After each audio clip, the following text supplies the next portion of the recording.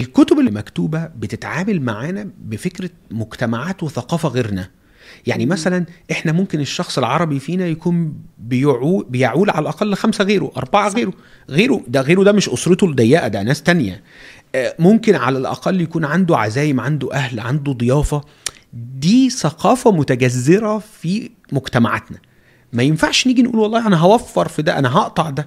دي ثقافة عندنا. مثلا الكتب اللي مكتوبة بره مثلا أو نبع من ثقافة مختلفة عنا. انت عادي جدا ممكن بعد سن 60 سنة تودي والدك ووالدتك لبيت كبار في السن.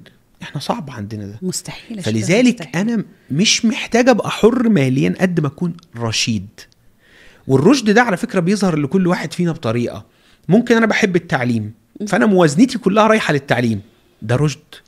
ممكن انا بستثمر في اولادي، انا شايف ان استثماري في اولادي هو ده اللي هيخلي خطتي على المدى البعيد تجيب نتائجها، ده رشد. ممكن انا شايف ان انا محتاج امتلك عقارات في الفترة دي، ده رشد.